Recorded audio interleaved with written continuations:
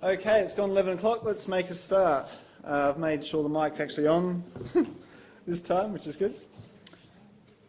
Okay, so last week's lecture, we obviously changed location because of the public holiday.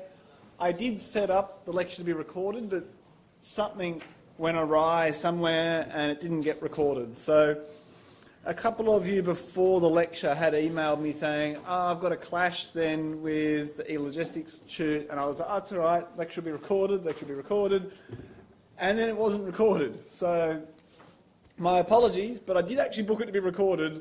I don't know how they've screwed that up, but please have a read through those notes if you did have that shoot.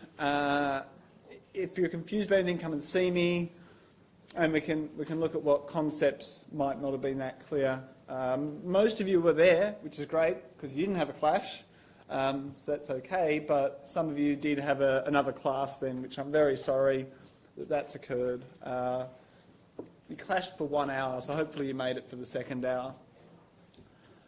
Okay, so this week we've got our first written report due. So that's due on Thursday, and I've spoken about that a bunch already. What I've not spoken that much about is the peer assessment. Now, these written reports are not long, they're not super complicated, but what they are that's a little bit different is something that's peer assessed. So you'll be reading a few of your peers' work and then giving feedback on what you think they've done well, what you think they haven't done well, so we can all then get better and understand more things in common and just raise everyone's levels up. Now, I will actually be reading an awful lot of them and correcting feedback where I think it's wrong and that sort of stuff. But it's very important that as you look at these and do your peer review, that you are constructive about your criticism. If you just write in a comment, oh, this is not very good, I'm going to then mark you down for not actually doing your job properly. So if they've done a good job, say they've done a good job.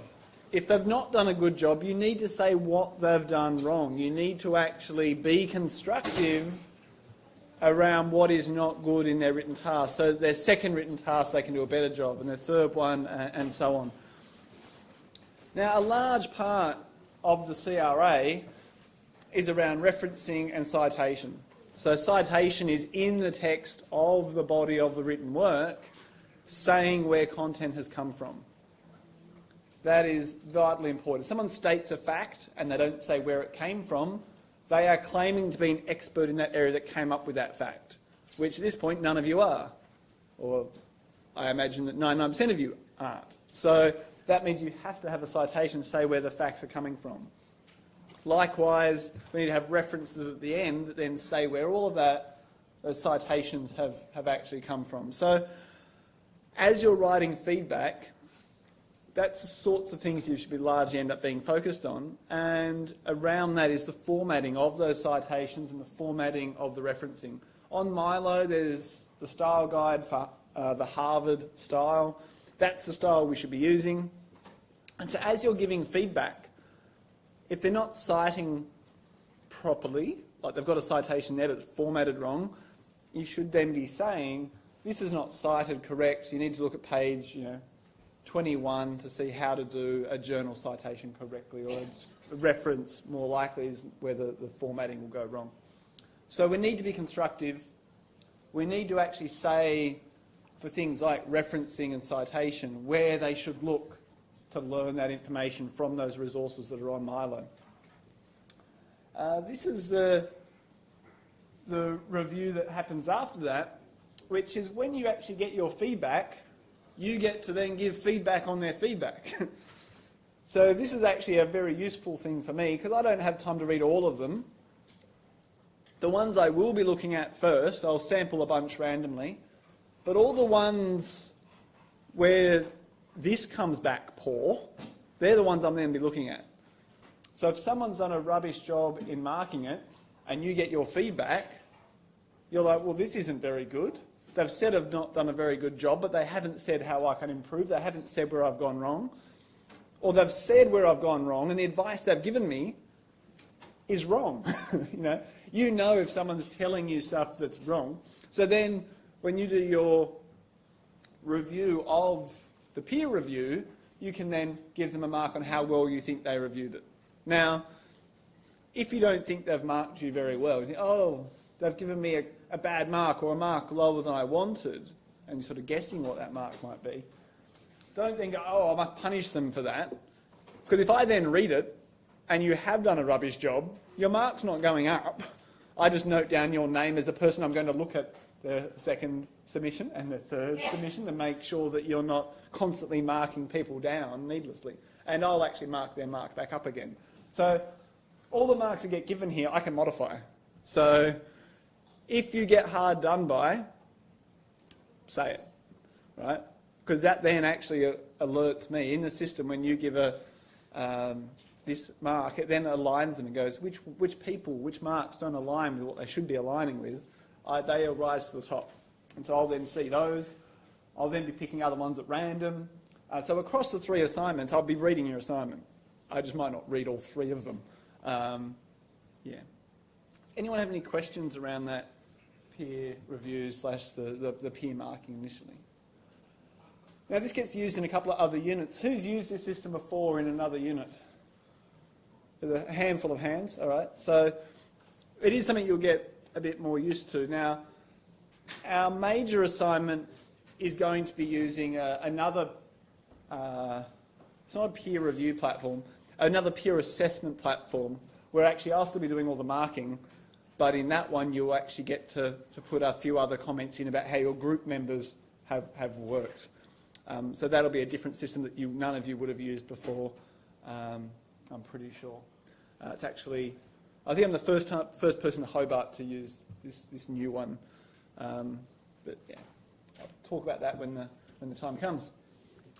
Now, as I said, first topic's due this week. It's week 4. It's due then.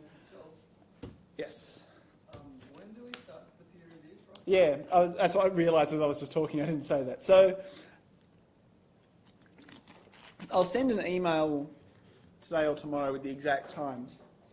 But basically, when you submit it on Thursday, you're then able to start doing your peer review 24 hours later. So there's a 24-hour period for people to submit late. They'll still get a normal late penalty. But basically, from Friday afternoon, you can start doing peer review. I think that goes through to Wednesday midnight, I think. So you've got just under a week to do it. And then for the review that follows it afterwards, you've got only 3 or 4 days to do that one. I think that might be through to Sunday night. Because that one you're looking at some feedback, and it's much smaller to read. But I'll email through the exact times and dates. A bunch of them are basically by midnight. So they might actually start at like 3 p.m. in the afternoon, but the actual cut-off will then be at midnight. So that you've got night time to do it while you're sitting on the couch watching telly or whatever. Yeah, so I'll email through those dates. You can actually see them in the peer assessment tool. They are actually there. You can actually look at them, but I'll email them around so you can all get them in your email. The second topic and the third topic, both of them actually, are set topics. They're not, hey, everyone come up with a topic scenario. It's actually, there's 4 topics for topic 2, and there's 4 topics for topic 3 to actually choose from. But you actually need to choose in advance what topic you're going to do. So while topic 2 basically starts after Thursday this week, because obviously we've submitted the first one, by the 5th of April, in the assessment tool, you've got to select which one you're going to do. It's not due then, it's not due for another 2 weeks after that. But you've got to select in advance which topic you're going to do. There's 4 topics in total, and I'm not allowing all 180 of you to do the same topic. There's basically 50 people can do each topic. So there's 180 of you. Of the 4 topics, there's like a maximum of 50 can do each one. So there are spare topics. It's not evenly divided, but there are 4 topics, and you've got to choose it by the 5th of April. So when you go to mark them, you'll end up marking topics that aren't the same as yours. So you will then learn about the other areas by reading other people's, which is a lot of what I want to do here. I want you to learn from each other. That is where there's some great benefit here. those 4 topics for this first one, while they're announced and stuff, are around authentication. And that's what we're talking about today. So today's lecture gives us a little bit of a start to think in relation to the bit overarching goals that those 4 topics actually zoom in deep on one particular method. So what we're going to look at is identification, authentication, looking at some authentication factors, and then we're going to sort of come back over those first 2 again and look at them in relation to passive and active. Then we're going to look at passwords briefly and single sign-on towards the end.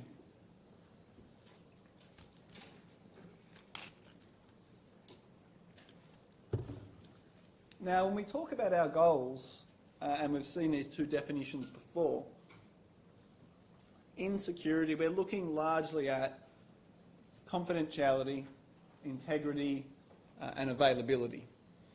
But if we look at the definitions that I've had in 501 and already in this unit, these top 2, for confidentiality and integrity, both of them have an A word in there.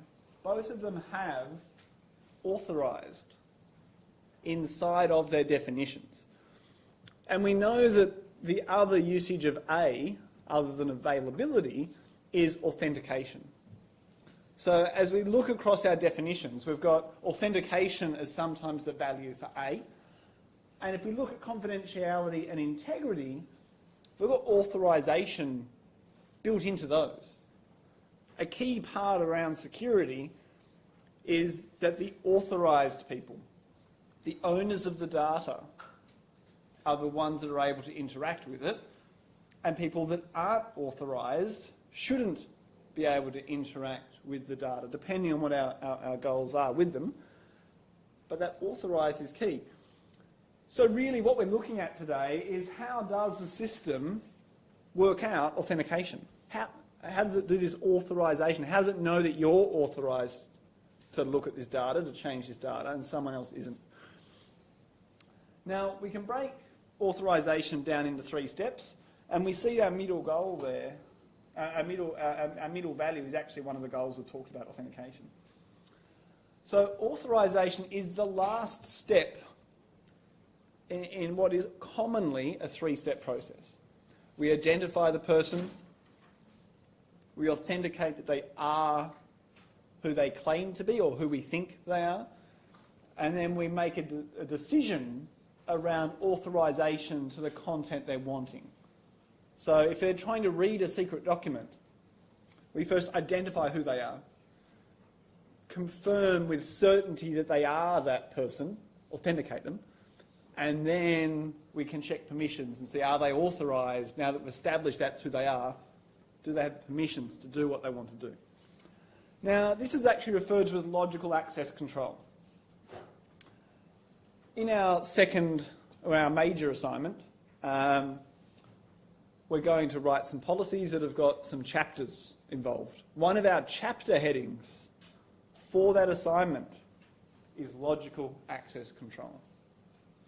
It's a pillar, it's a key foundational part of a security policy. The other chapters are things like network security, logical access control, physical access control, and we'll get into others later, but it's that fundamental.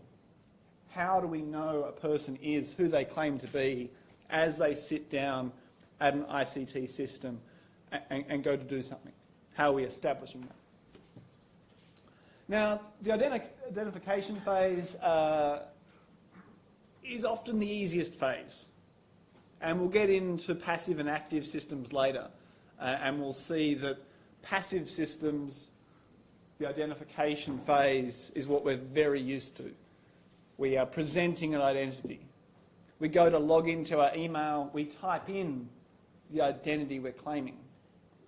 So the identification phase can often be a nothing phase. The person claims, I am this person. When I go to log into the machines, I type in JD Scanler. That's my username. That's me claiming an identity. That is identification. So usually when we're setting up a system that's going to have authentication, that's going to have authorization. We need to put our users in the system, we enroll them, we create them accounts, and often that account, that username, is how they are then able to identify themselves. By typing in a username, they're claiming an identity. We can see that identification in other systems actually might not work that way. The classic kind of case is video cameras on streets, which is incredibly common in China these days for some of those social credit things and whatnot. But the classic case in my mind is things like big train stations in London. The busiest train station in the world is in London, and there's lots of cameras there, and they're constantly looking for terrorists there. And the terrorists aren't claiming an identity, it's then whose face is one of the ones we're looking for. So that identification phase is quite different. They're not claiming the identity, we're looking to identify. So identification is an interesting phase, and we'll get into that a little bit more as we move through the lecture. But the process of claiming an identity, anyone can do. I just said my username, JD Scanlon, JDSCANLA. When I send you emails, it's often there. When you send each other emails, your username is there. It's not particularly private. It's not that hard on a computer system to see who's logged in at the moment. The response that comes back are usernames. So claiming an identity, saying I'm this user, is not a particularly trustworthy thing. It's very easy to claim an identity. It's very easy to look up some usernames. And the finger command in Unix is an example of that. So in passive systems, and we'll get into what passive means a bit later, the user claims to be, they self-identify as an account. And then what we're then aiming to do is to verify, are they really who they claim to be? Are they really that user they've claimed? Now this is a funny little cartoon. It's pretty old now, but it's a classic cartoon in computer security, and nerds like me quite like this. And what we've got here at the bottom is this, what one dog is saying to the other dog. On the internet, nobody knows you're a dog. This is true, because one of them is teaching the other one about how to use computers. You can tappy away on the computer. My dog can't type, I don't know about yours, but anyway. Online, you can claim any identity you like. You can claim to be whoever you like. No one knows who you are. So when we've got an identity we're claiming, how are we verifying it? How are we validating that this person is who they actually say that they are? And we'll come back around to these two dogs a little bit later. The verification, knowing that they are who they claim to be, is what authentication is about. That is the process of validating the identity, using what knowledge we have about that identity to actually confirm it is them, confirm that they are who they claim to be. And the bulk of this lecture is looking at different techniques of doing that. So, as we're going to spend the lecture looking at them, what are some examples of ways we might validate an identity? Has anyone got any ideas off the top of their head? Password, most common one. Yeah, passwords. Oodles of passwords. What other ones? What was that? Capture's seeing it, yeah, it's more of the dog thing, isn't it? Yeah, so the capture you're seeing, are they really a person or are they a bot? Yep. What about other forms of authentication? Two-factor authentication. Yep, so we're going to talk about that a bunch today. What are some second factors we might use? Because we've got a password, what are some second factors? Biometrics, yep. Yeah, the fingerprints are a very classic one. It's how I unlock my phone on the back, obviously. Anyone got any other ideas? Iris scanner, yep. I've got a thing on here, a little key dongle thing. This is actually YubiKey, which is one of the topics for the second assignment. When I plug this into my computer, it then knows it's me, and I press a little button and it generates a 32-character password. So for me to actually use my computer and use any systems that have any authentication, I need this. If someone stole my computer, they can't actually use any of my systems that have got a password that needs to operate without this to unlock my password safe. Right? There's countless ways of authenticating. The most common way we have of authenticating isn't even digital. When I came in and stood at the front, you all realised it was me. You looked at me. So we actually, for as long as there's been people, we've been doing biometrics in that we do facial recognition ourselves. Oh, that's Joel. He's a lecturer. That's why he's down the front. And so we're going to be moving through from passwords that we have a lot of through looking at some other things. Now, over here, he called out two-factor. Classically, what we have are three different factors. We've got what a user knows, which the first thing that called out was a password. That is the classic case. What a user knows, a password, a PIN number. Things that we've got in our noggins that we type in to prove that we are who we claim to be. Easiest factor. The second factor we have are things that we actually carry around with us. When you guys go to get into the networks lab, you swipe your card on that card reader and it goes beep beep, door unlocks, you walk in. You're carrying a token that says I'm allowed in that room. When you go home to your house, and here's mine, this is the key I will use to get into my house tonight. It is something I'm carrying. This second factor of something we have is not crazy original. We've had keys on our houses for centuries, probably longer. Carrying a token that grants us access is not anything super special if we boil it right down. But he said second factor. If we use something we know, password, and a factor we've got to plug in, we need both bits to authenticate. That's what the second factor is about. Three factors when we use in combination with, or our third factor can be, is. This is our biometrics. This is a physical characteristic of me that proves that I am who I claim to be. So you guys all recognising this ugly mug and realising that that's Joel, he's the lecturer, that's why he's down the front. Biometrics, the is. That's who I am. So there's some definitions there that are very obvious. So if we come back around to an updated thing on our dog, this was probably, I think this is about 5 or 6 years after that original cartoon. So it was that well known that people were making other cartoons that go along with it. So the dog at the start, on the internet, nobody knows you're a dog. And the website is, hi, welcome to ButcherNet. To download a lean meat recipe, click here. Or to go to the bone marrow page, click here. The dog being a dog, it's like, I love me some bone marrow. Click. Last screen. You're a dog, aren't you? Now, just because we can claim any identity doesn't mean we can prove we are any identity. This isn't about a failure of a password. It's behaviour profiling. It's kind of a biometric-y kind of thing, if anything. The dog is still a dog.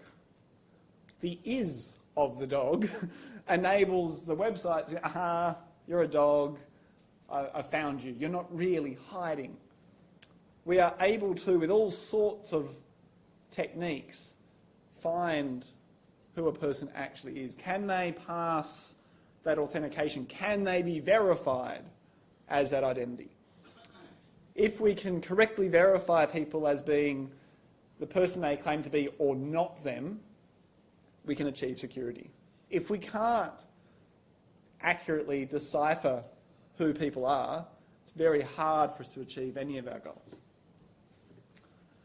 So we've got our three factors there. And if we use them in combination, we increase our levels of security. If we've just got a password and someone gets that, it's very easy to then pretend to be them. It's much harder without other factors, especially if used in combination. Now, as we move through this unit, we're going to talk about risk analysis. We're going to talk about threat analysis. When we get into those, and we'll actually start those next week, what we end up doing is decide how much effort do we put into authentication? How much do we want the person to prove that they are who they claim to be? So our risk analysis, the output of that might be that we need 1 factor on this thing, or we need 3 factors on this thing. The output of our risk analysis tells us how much we need to verify that identity, that it's so important to our goals. So obviously we need to establish our goals, what are we trying to protect, and we'll delve into all of that in coming weeks as we figure out what we're going to do. But the outcome of this is figuring out what method we're going to use and what are the trade-offs. There's a whole bunch of trade-offs to consider. Passwords are very quick and easy. You know, your mum knows how to use one.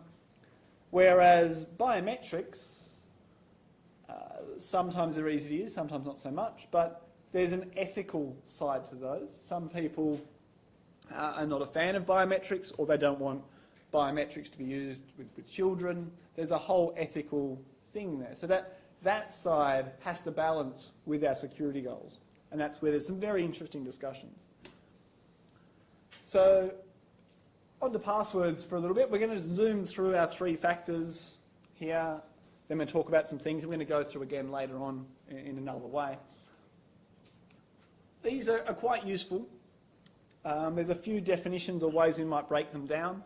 We have ones we can use again and again and again. Unlimited uses. Sometimes we might have ones that are limited use. We create the account, we get given a password, the first time we sign in it gets changed. So we have some limited use ones as well. All we're actually doing though is testing if they have a piece of knowledge. If that knowledge is not unique to the person, then we're actually not 100% sure we've verified the right person. I know my parents' passwords, so I can log into systems and the systems think I am them. I'm doing it so I can fix their computer when it's broken, but it's knowledge doesn't really establish who a person is. It just establishes they have a particular bit of knowledge. In later weeks, in week 13, we're going to do some cracking of passwords. And at that point in that tutorial, we're going to learn how important construction rules are, how easy it is to break some passwords, that we have to be creative to make a password that's actually hard to break. It's quite common that they get stolen from websites, from other systems we might use, or our operating system, and then get used other places. If they get stolen, that is all the user needs to actually pretend to be you. On that has side of things, we actually use this quite a bit without really being aware of it. Our bank cards are all an example of a token that we have. When we go to an ATM, we can't just type in our PIN number. We have to put the card in first. We're claiming an identity, but at the same time, the fact that we have that card is a has criteria. We're not walking up to it and saying, I'm Joel, here's my PIN number. It's actually, here's a thing that proves I'm Joel, and here's the PIN number. There's lots of one-time code-based things. I've got like 4 of them on my phone. That one's one I use to get into my Bitcoin account. I'm sure a bunch of us probably have these kinds of things for different platforms we might use. This one's obviously from Battle.net, so anyone who plays World of Warcraft or Diablo or their other games probably has one of these. That's examples of UB keys across the bottom. The one on my key is this one, but I've got this one at home. So they're a key generator little token. RFID tags are quite common. I've got friends that have had RFID tags I've put on things, and they need to have one of those items to then use their computer. And so it's a proximity thing, that if they don't have the RFID tag, it won't even let them use their computer. In this space, with the has tokens, what are our attack vectors? Stealing it. If you stole my keys, you get this, plug it in, press the little button, you're good to go, except that there is a password to put in conjunction. So I have this and something I know. But flogging this is probably not a bad step, especially if you can find out my password first, then steal this, then you're good to go. Forgery. The FPOS thing is a classic case for this. Stolen credit card numbers that get printed onto cards is what was very common, and now basically only happens in America because they're a bit behind everyone else. They're just going to chip and pin now, and the rest of us have all had chip and pin for years. So there's lots of examples of forgery around tokens. Biometrics. Now, these are really fun and interesting, and it's a space where you see a fair amount of excitement in general population about them. You know, for example, Apple released their new phone. Everyone goes, "Oh, it does your face." You know, some other Android phones have done similar things for a while. Whenever we go through with our e-passport in Australia, it does a facial thing for the last decade. You know, facial recognition-y stuff isn't actually a new concept. It's been around for quite a while. We'll have fingerprint scanners on our phones, incredibly common.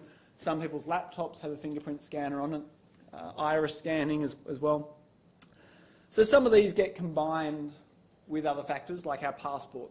So I'm going to Singapore in a week or two, and I'm actually in the process of getting a new passport because mine's about to expire. Hopefully it arrives before I've got to go. But that, I have to present my passport, and they scan the little number, and then it does facial recognition. So it's two factors, having the passport and then the facial recognition. It's the two factors there. What kind of threats do we have in this space? Well, my fingerprint is not private. It unlocks my phone, but it's not private. I mean, I've been standing here now at the front for 43 minutes-ish.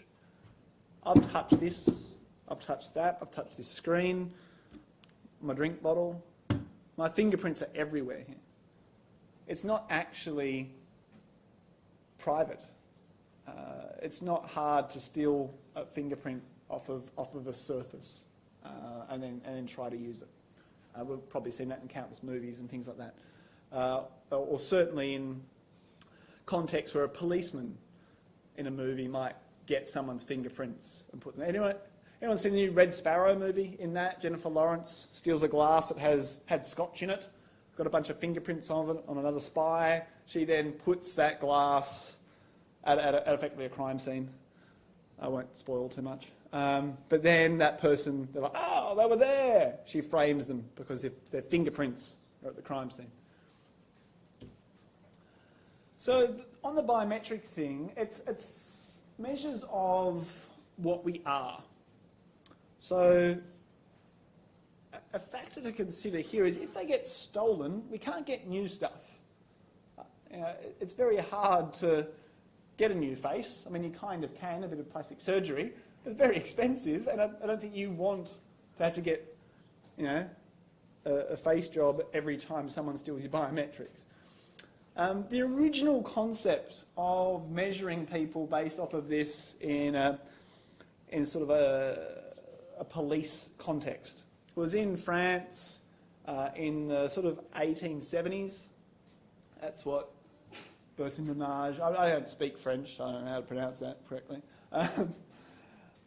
And what they did there for 2 years before they realised it really wasn't working and stopped doing it was all the criminals, when they put them in jail, they'd measure their height, their weight, their eye colour, their hair colour, the width of their hand, and like 3 other things.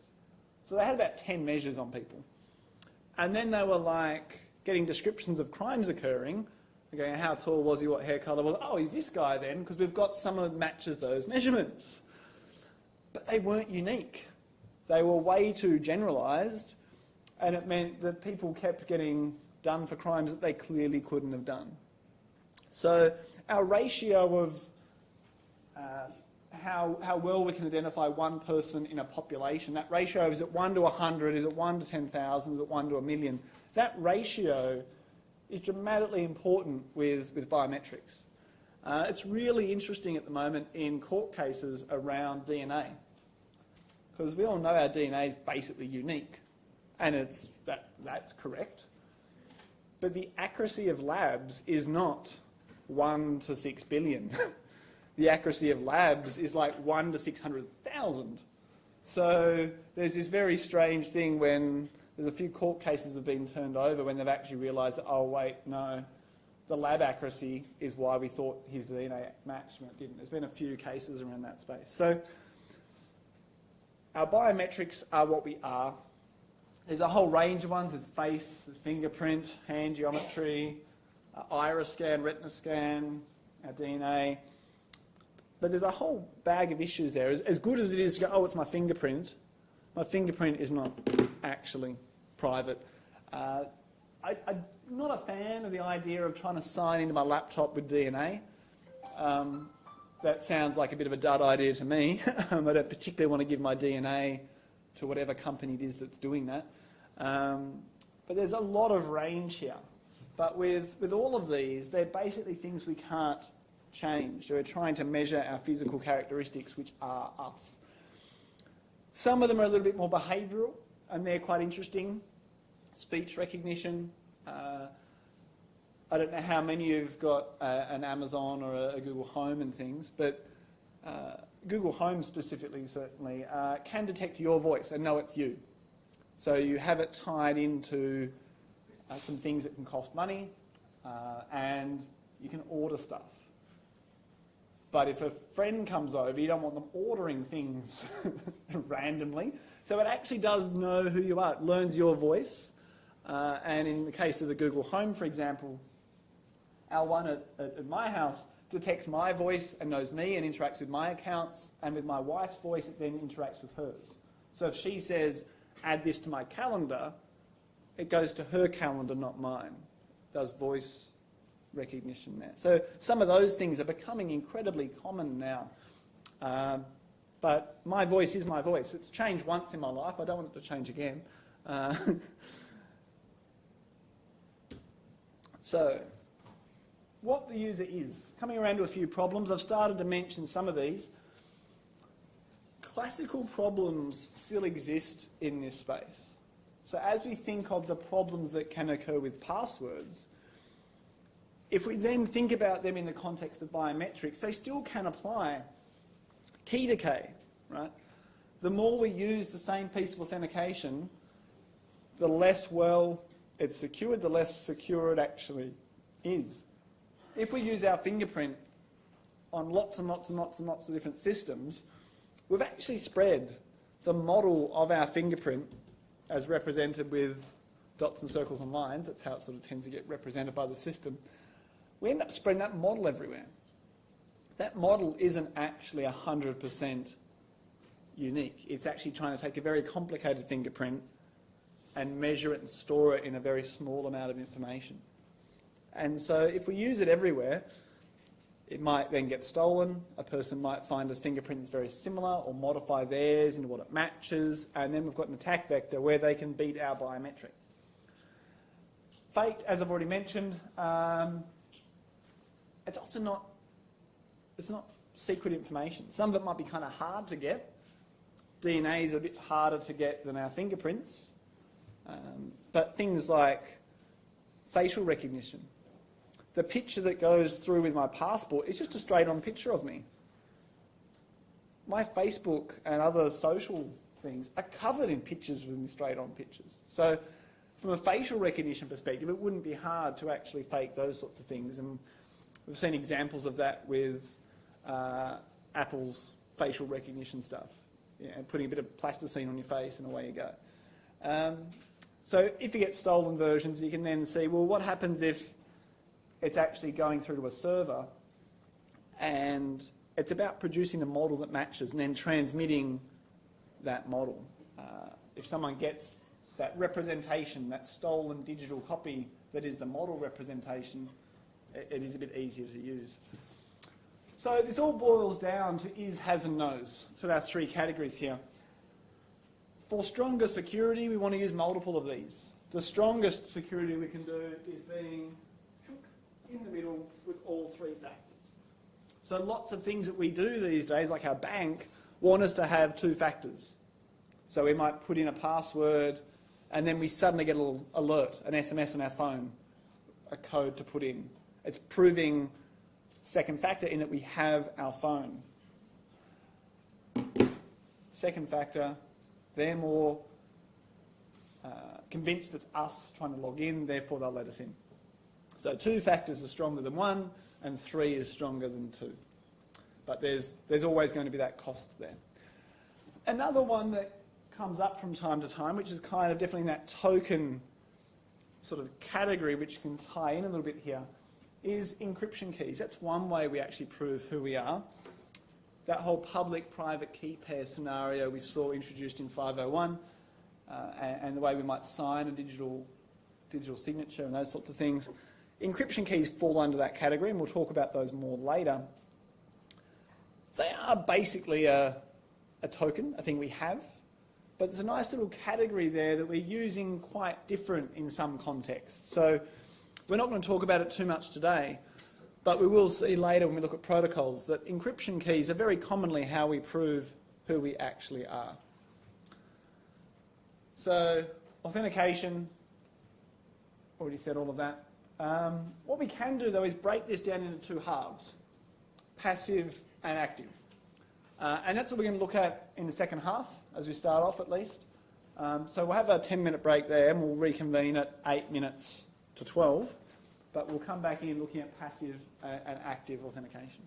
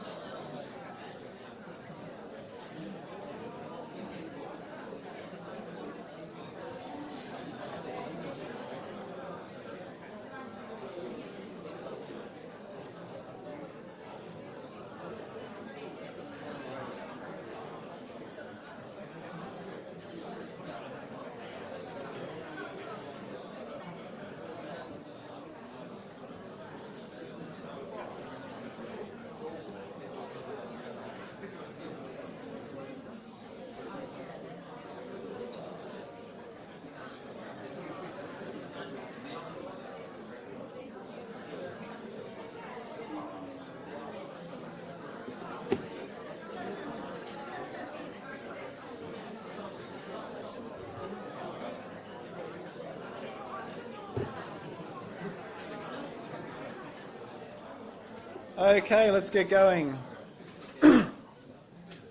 Before I launch into the second half, a quick little thing, an apology again to the people in the 9 o'clock tutorial this morning.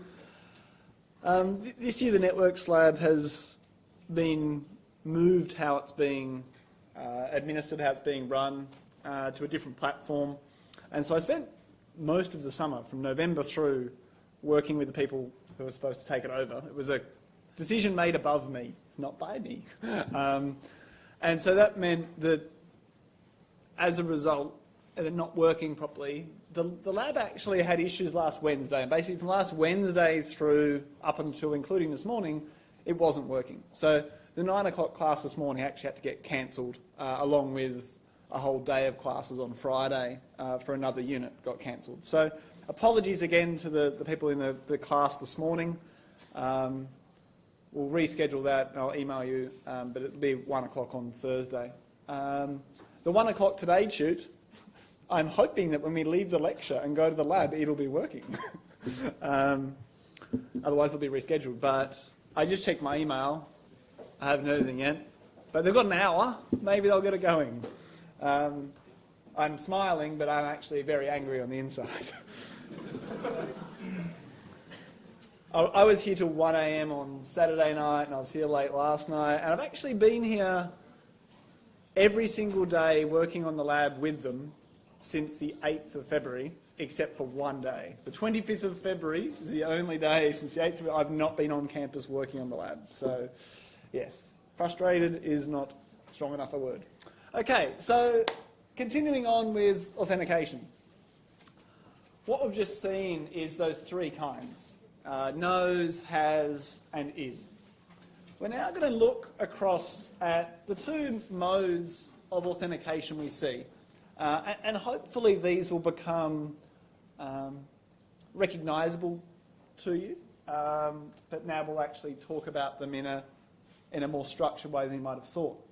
So the first one is passive access control. Now, this is when the computer responds to a claimed identity. That's what the passive is. The passive, the computer is sitting there, and then you walk along and say, I'm Bob, I want to sign in.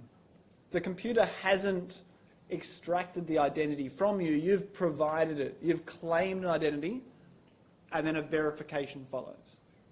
So this is the most common form that we see, in that we go in, we type in our username. That's passive. We've typed in a username, and then we're verified. That's passive. If we arrived at the computer and it then typed in the username for us, it knew it was us, then we're talking about active, but we'll see examples of that in a moment. So under passive, the process isn't initiated by the computer. It's initiated by the user, and they provide their credentials, they claim an identity, and then they actually validate that. It's a one-to-one relationship. We're thinking about databases. We're claiming an identity and matching it to the credential. It's a one-to-one relationship. It's very fast, very efficient. Question and answers are another example of this. They're quite interesting as a way of doing stuff that we know that's not a password. So we call up our bank and we say who we are, so it's passive. And separate to password options, we might have things like, what was the town you're born in? What's your mother's maiden name? Those kinds of very annoying, boring questions are what we're talking about there. Particular questions. But they're an example of that. Challenge response is another one of these that's quite common. They know who we are, and they might then actually give us some sort of way of producing an answer for them, whether it's a number. Now, they've got an example here, a little algorithm that might be that they tell us a number, we then respond back with an answer it expects. The little example that's there you can play with if you want is giving numerical values to each letter of the alphabet and then sort of adding them together and multiplying it sort of thing, playing around with it. So these kinds of things, challenge response, question answer, passwords, in response to us claiming identity is passive. You know, they're verifying us, they're authenticating us, but only when they know who we are initially. That we've claimed an identity. We've said, I am this person, and they follow on with this range of different things we've got. Now, in this context, again, the ATM, we can actually claim an identity by putting in our card. That's passive as well. The ATM isn't figuring out who we are when we walk up to it. It figures out once we give it our bank card, and it goes, this is that guy. I know who this is now because he's just claimed an identity. It's a passive thing. A lot of systems that we use, in fact, the vast bulk of the systems we use fall under this passive category. We claim an identity. It makes it fast, it makes it efficient, it makes it a one-to-one, keeps the errors down. These kinds of things, in terms of the stuff we have,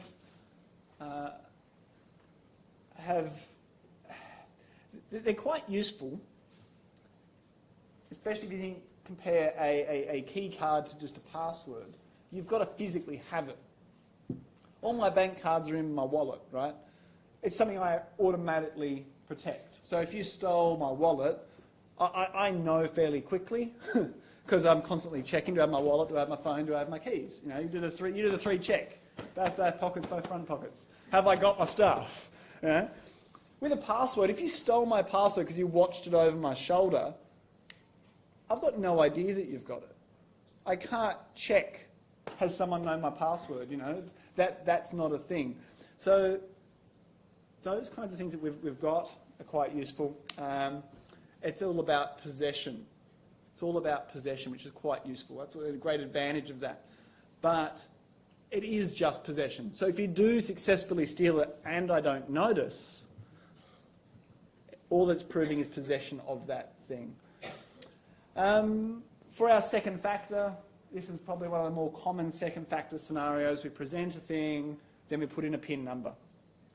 It's probably the second factor thing that most people have as their only thing they've got as a second factor. Us nerdy types tend to choose second factor and other things quicker, but if I imagine my grandparents who can't use a computer and think of what things do they have that are second factor, their bank card is their only thing that they've got that is actually second factor, and they've had that for decades.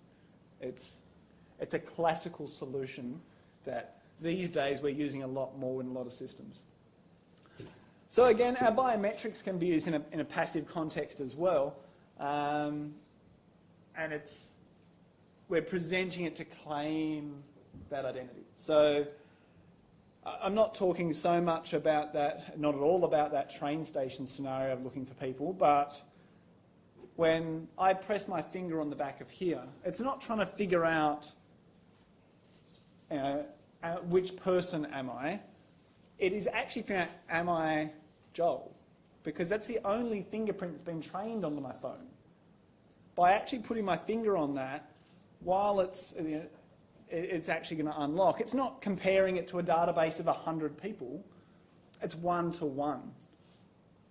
The identity being claimed is my identity. So if you all put your finger on the back, hopefully it doesn't work because it's not matching back to that one identity.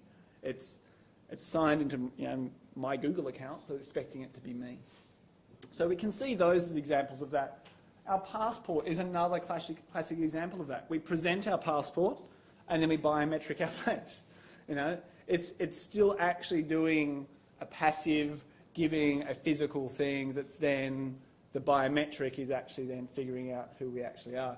Now, as a quick aside on these biometric passports, which is the e-passport's a topic in one of our assignments, these are the countries that now have biometric passports. So the vast bulk of countries, the green ones. Yeah, the green ones are the ones that have got biometric passports. This is just off of the Wikipedia page for electronic passports, so I'm not sure how up to date it is. Last year, for this slide, there was only like 3 countries in Africa. In the last year, Africa's dramatically changed colours there. Now, if you've got a really old passport, it may well be that your passport is not an e-passport yet, but any current ones being issued by those countries are now currently e-passports. So they've all got chips in them. They've got an RFID tag usually in that middle page. It's thicker than all the others. And they've also got biometrics, most commonly face, but some countries have got it as an iris scan. There's a little bit of difference for different countries. I've really already talked about this a bit, but with biometrics, it's really an interesting scenario. People quite like them because they're kind of sexy. Passwords haven't been sexy for a long time, if ever. Whereas biometrics are kind of cool. People quite like them. But there's actually a cost involved in that they're often not particularly cheap. Passwords are dirt cheap. They're basically cost-free almost. Whereas biometrics, you need to have the sensor, you need to be storing in a particular way, you've got algorithms involved, whereas with a password, you're usually hashing it, or you should be hashing it in Australia, otherwise you're breaking the law. There's a much dramatic cost with biometrics, which maybe that's part of where the glamour is. People go, oh, that's an expensive way to unlock your house with a fingerprint. But yeah, I don't need to dwell too much on them. We've already talked about them. Now, that was passive. Identity claimed, then you do it. Whoever's talking over here, can you be quiet? It's distracting. So, active is when the computer figures out the identification for you. So it's not the scenario where you type in your username. That is you telling the computer the identity you're claiming. This is where sensors actually on the computer detect the presence and figure out who you are. The computer initiates what's going on. This is now one-to-many. So there's a person in front of them and it figures out who they are from the database of all the people that it knows about. So this is dramatically different from a computational efficiency side of things.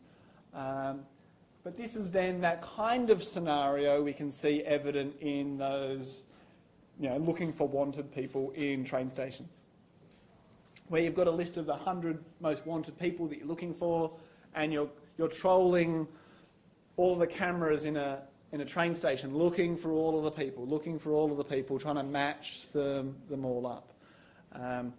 People aren't standing in front of the camera saying, hey, identify me. It's actually looking, trying to find them. It's active on the computer side. So the facial characteristics from video, we can do some things around biometrics, and sometimes it's very much like what we're doing with the finger on the back there, but it's not tied to one. It's looking, going, is this one of all of these things, and trying to do it that way around. And so often it's a forced, hey, identify now, and it jumps when you do it at random intervals to try and make sure that you are still the person who's supposed to be using that system. Now, this is an active, ongoing area, because while it sounds kind of cool that the system's monitoring us and going, yep, that's still that person, and validating that, if it is constantly changing, or are all the people that are in a particular room supposed to be in that room, and you're constantly monitoring, it is computationally complex. And so fast algorithms, better ways of detecting traits inside of the biometrics you're capturing is quite a tricky thing. Now, these aren't just biometric based. Sometimes they can be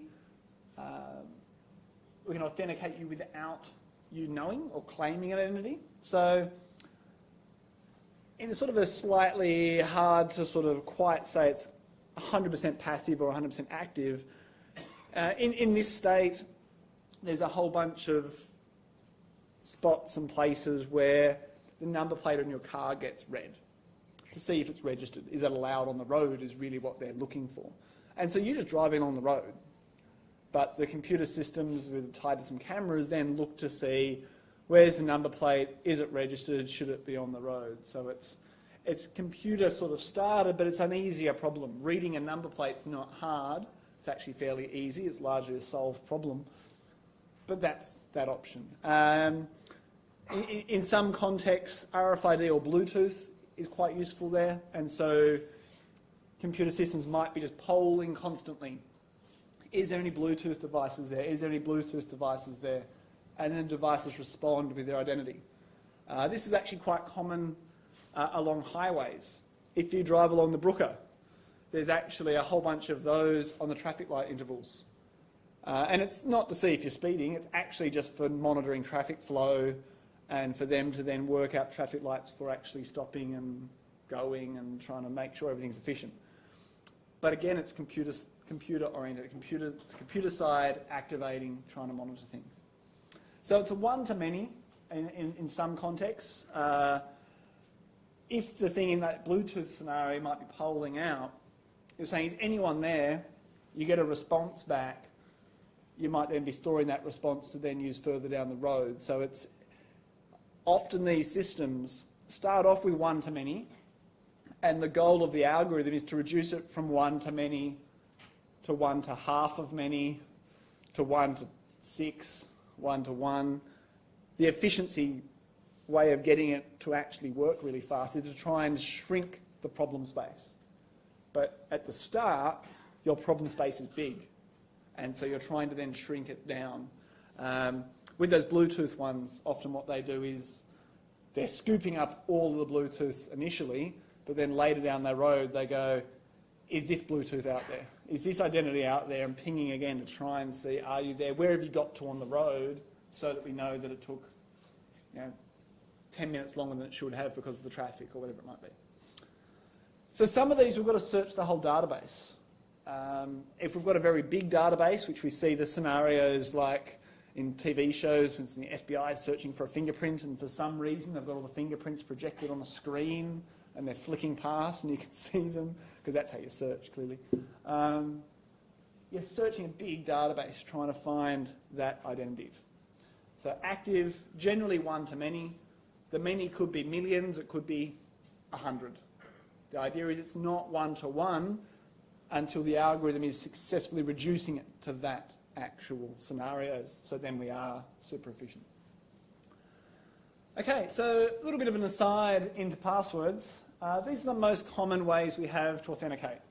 They're generally used in a passive context, although sometimes systems might pop up and ask us for passwords again after the session's gone over a certain time limit to validate again that we're there. But typically, we're using it with a username, and it's a passive scenario. They're very reusable. We can change them when we want. They can be limited use, and we might have a password for 3 months, which is what we tend to have with our uni accounts, which, as an aside, is terrible security.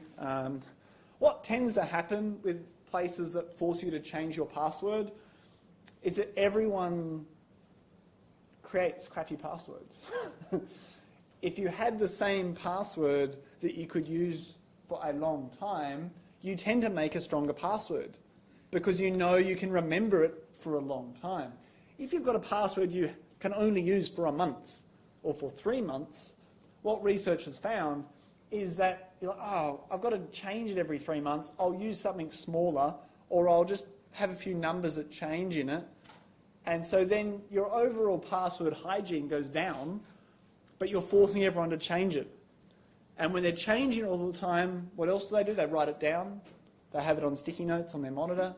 All those sorts of things is the result, usually, of limited use passwords. It frustrates me endlessly that the uni makes us change our passwords now. For years they didn't. It only came in about 2 years ago. One-time passwords, like we might register and we have a password that then we change. Now, commonly that is because they've emailed us the password. Email typically is not secured. It's often it's usually in plain text most of the time. So anyone who's watching the network traffic go past, if a password goes past in an email, it's fairly easy to get that password. So when you register and they send you the password and they say change it at login, that's why. Because they know that anyone who captured that email can log into that account right now. It's quite trivial, really. So that's why those one-use ones are in that context. Yeah. What we can sort of imagine with these is that we're trying to connect through to our destination and open up a pathway of trust that enables us to then do what we're going to do. So we present our username and our password, and we're getting access. The attacker can do the exact same thing. What we're going to see in our penetration testing as we do some password attacks is how easy it is to actually present a username and a password. It's a really low bar to actually, as an attacker, get access to a system. Anyone can have a bit of knowledge. It's very transferable, it's very easy to communicate. And so last week in our tute, when we fired up that website, Have I Been Pwned? And you can look to see whether our accounts have appeared in different data leaks. If that password appeared in that data leak, it's now out there. Any other accounts we've got with that same password that may even have a similar username are going to then get targeted. It very commonly occurs that someone uses the same password on like 10 different websites. The usernames might be fairly similar. There's a data leak on one of them. They all get sold off for a couple of Bitcoin. And then people who buy them go, all right, here's that username. Let's go try it on 10 other services with the same password, see what we can get into. Can we get into an email that then we can try and use to recover a password on a bank account?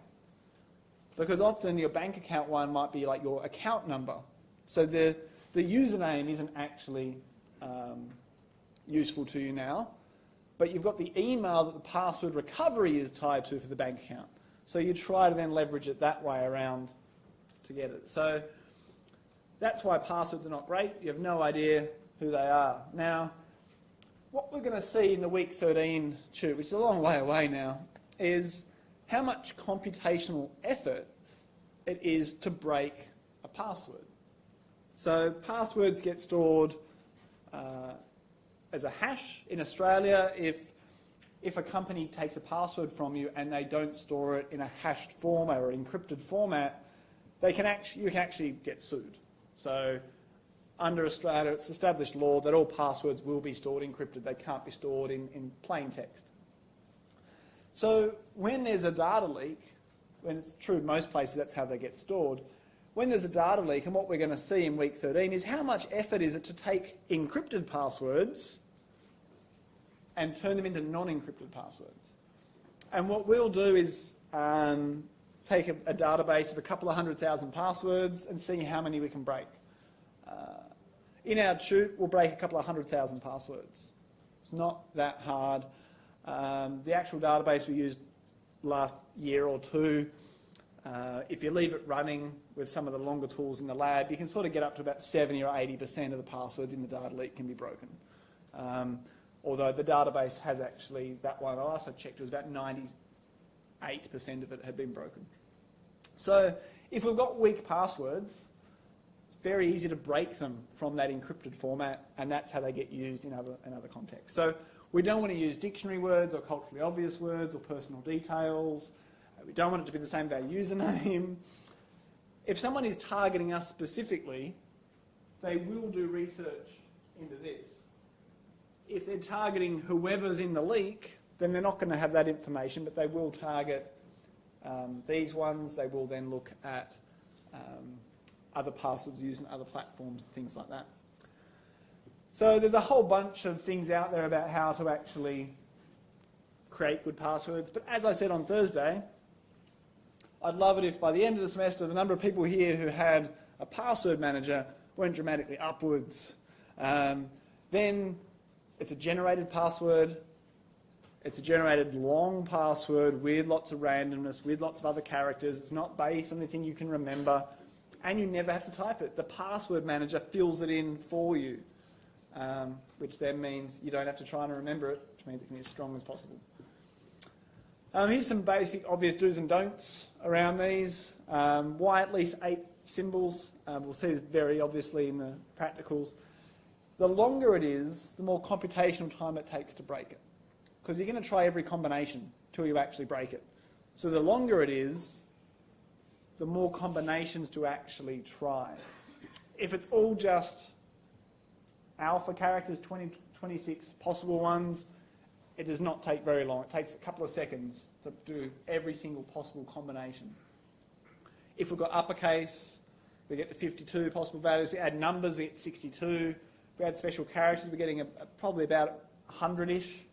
Different possible ones for each spot. So if we multiply that up for 8 combinations versus 6 letter combinations, we can see the dramatic uptick. Out of my password manager, I basically generate 15 character passwords. That takes an awful lot of effort to try and break 15 character passwords. It's in those sorts of contexts where people are breaking them, they're the ones that don't get broken, basically. So computers are really good because they're incredibly fast, stupid machines. Cracking passwords is the kind of task that they love to do. It is what they're, by definition, really good at. Trying lots of repeated, really boring steps over and over and over and over and over and over and over again. Stuff that'll drive us bonkers, computer are really good at. This is an example of what it looks like when it's encrypted. So this is the plain text. This is what's encrypted. And so what we see in week 13 is how do we go from this back into that. And we'll see what tools are available to actually get the plain text back out of it. We're going to have a look briefly at that point at SALT. Now, as some of you are going to end up in industry in charge of servers or in charge of writing applications that people are going to then create accounts in, what your expectation is that people will suck at making passwords, that they will make rubbish passwords. But if your company has a data leak, you don't want it to have a data leak and then for everyone to go, oh, all those passwords are super easy to break. So what we can do on the admin side, as the person owning the company or the application, whatever it might be, is you get their information for their password, add more information to it before it then gets encrypted and stored. And that's what SALT is all about. So it is spelt like table salt, but the idea is we're adding a bit of flavour to their password to make it harder to break. We're adding more randomness to it. We're not trusting their password. So when they go to log in each time, they log in with their password, we take that, we get what our SALT value is, add it to it, and then we compare, is this actually them, is it the right login? So as people who end up writing applications, as being server admins, we're not helpless to protect our users. We can take steps to protect them. And SALT's a clear case of that. We've already talked about all that. There's an awful lot of really useful tools in this space to try and attack and to do pen testing. Some of you might end up being pen testers, where you actually try to break into systems for a job. And there's lots of tools in that space to actually try and do this. It's the same tools that real attackers use. It's basically the same communities, whether you're wearing a white hat or a black hat. Now, all of these methods have modes of attack against them. There's always threats. There's always risks that are actually evident there. By having people change their password regularly, you actually change their behaviour in how they come up with passwords. If an operating system gets infected or gets taken over by an attacker, our storage of passwords in that context, or as we are typing them in, is then compromised. And that is something we need to then be considering. And that's when second factors are quite useful. They're not isolated to just the passwords on the system. They need something external to the compromised system to actually get access. Observing network traffic, another great reason why we need multiple factors. So there's a whole bunch of factors that come into that. And one, actually, we'll have a quick aside to that in a second. We need to think about, well, what steps are the bad guys going to take? How can we actually protect ourselves? Now, in that system, we're going to be putting trust in places. We're going to be putting trust that a YubiKey works or whatever, or that the card reader that I then go to swipe my credit card with itself is not compromised. What I'm going to show you now is a little example, a little video of a system that users want to trust. Users want to trust the system as they present their credential there. If the system gets compromised, then we can't actually trust it. And often it's very hard to know if it is compromised. Now what I'm going to show you is a video of a fairly classic system basically being compromised. But what we can sort of learn or think about in terms of how do we trust our systems, where are we placing our trust, is something that we can carry through from a very classic swiping a credit card through. So I'll press play on this and we'll see how you all go understanding what's going on. So this is in Florida. Not too many clever people in Florida. This guy's come up to the counter and he's sort of asking some questions of this lady here. I want to get some pies or some chips. Yeah, it's over there. Point over there. Point over there. Guy behind, quickly, junk. Just popped a fake cover over the top of the credit card machine. Just testing it there. It's all good. Yep, I'll get those chips, thanks. Cool. I'll pay with cash. I don't trust your credit machine. And so now, as people come into this shop and pay for things, they're going to swipe their card through this machine. It's still going to swipe through and work. But what's actually going to happen is these guys will appear a couple of days later. Can I have that thing over there again? Quickly take it off. And what they'll have is all of those numbers then stored of everyone who's been in the last couple of days. They would have observed all those credit card swipes. Now this is why chip and pin is good, because chip and pin requires the actual encryption keys that are in that chip to actually authenticate and be present for a transaction to occur. The magnetic swipey ones that they still use in America and the rest of the world are sort of ditching, are not good. You just observe that number. But we're doing network security. We know the internet is public. We know that there's connections from here all around the world that if that traffic gets observed, then that could result in issues there. The idea of an email that contains a password. It is very observable to anyone who owns any network our email traverses. We need to think about where is our trust being placed. Now, if it's in our password and we don't have an option because our bank doesn't allow us to use a second factor or whatever it is we're actually doing, we need to go, okay, what can I do in my situation to get to beef this up? Password managers are a really good example of that. And we'll look at cracking passwords and that'll make you all want to do it more. But as we look forward through these, okay, maybe we need some biometrics or maybe we need a second factor. What can we do to actually beef up the security? Now, the reason that's important is because the authentication part is the basis for all of our security decisions. If it's about confidentiality and integrity, we saw that it was the authorised users. It is our foundation. There's no point having fancy permissions to use a thing if your way of authenticating to be that authorised person is not good. There's no point having the permissions there if we don't actually have a good authentication. Now, one solution to this that gets used quite a lot is single sign-on.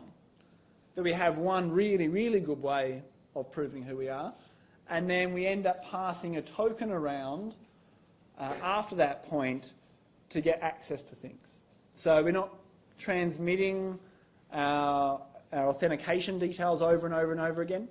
The most classic one that you guys would have come across in the single sign-on space is on the web, that you'll sign in to Facebook or Twitter or your Google account, and you'll go to another website and they'll say, register here, we'll store your password, or sign in with your Facebook account, sign in with your Twitter account. That's an example of single sign-on. We're able to then move from place to place to place with an authentication token. So if we're actually being authenticated with second factor on, say, our Facebook account, that other website that can actually then leverage off of that Facebook sign-on is actually then effectively second factor as well. That single sign-on is quite interesting. So we're going to look at that ever so briefly now. But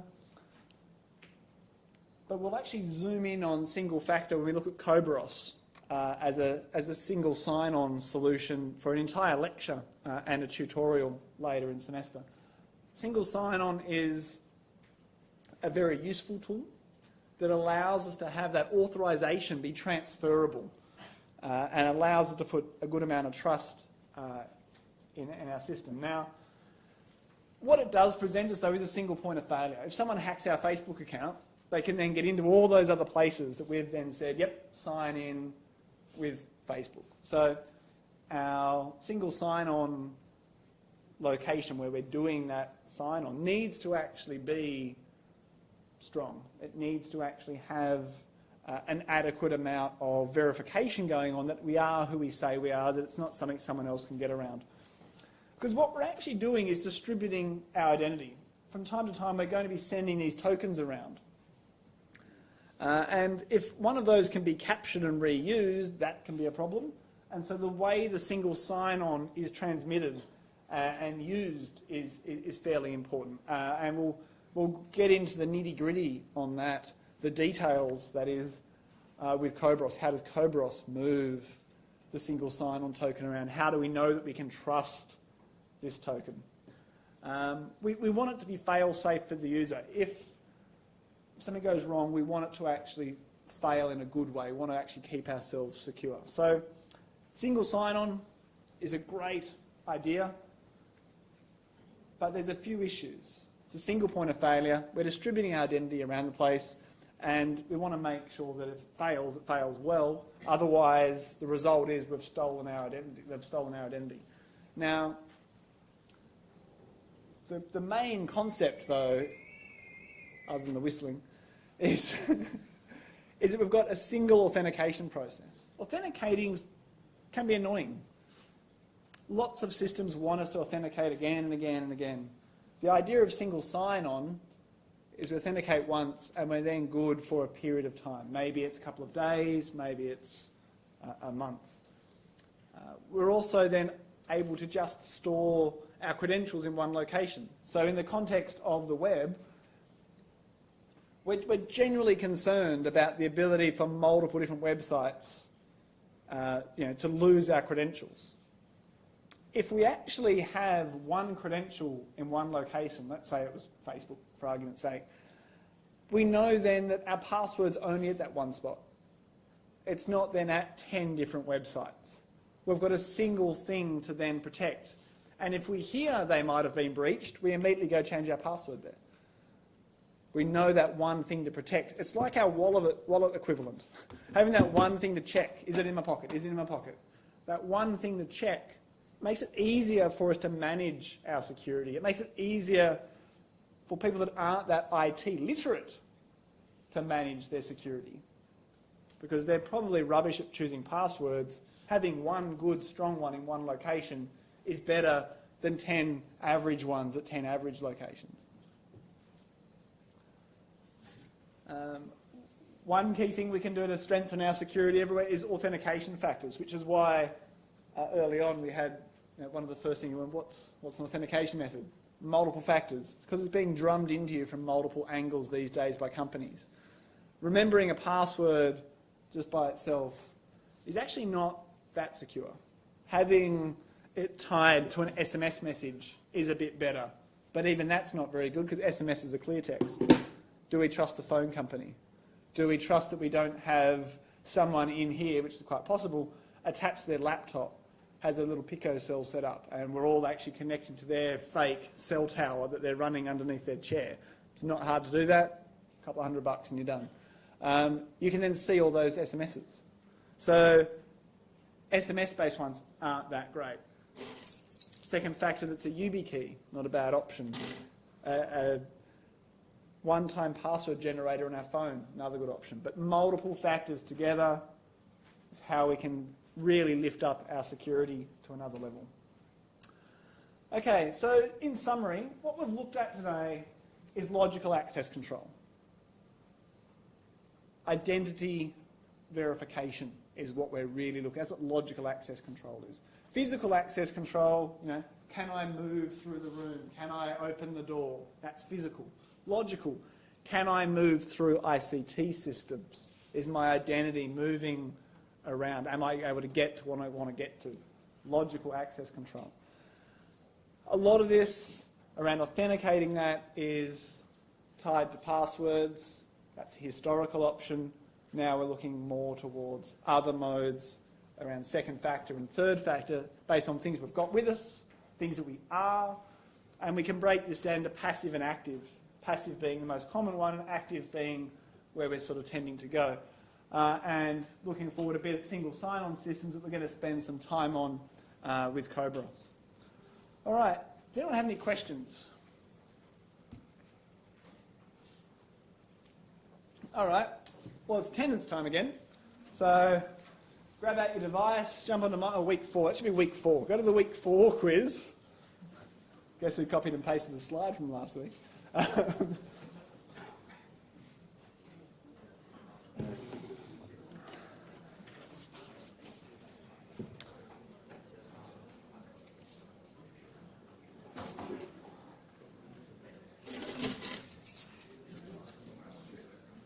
So on to Milo, week 4 quiz in the assessments area.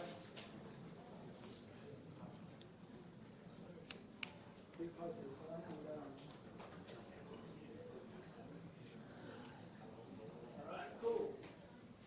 Appearing there, people? Okay, our password is attire, as in clothes. A-T-T-I-R-E.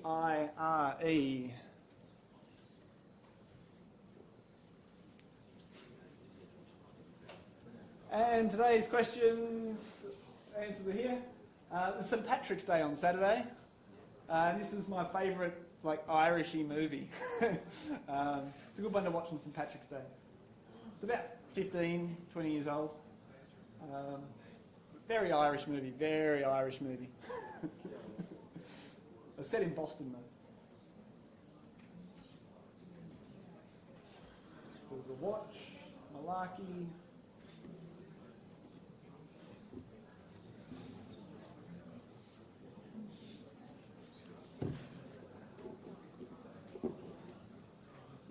All right, once you've done that, you're good to go. We're all over Red Rover. Don't take picture. Don't take picture of the screens.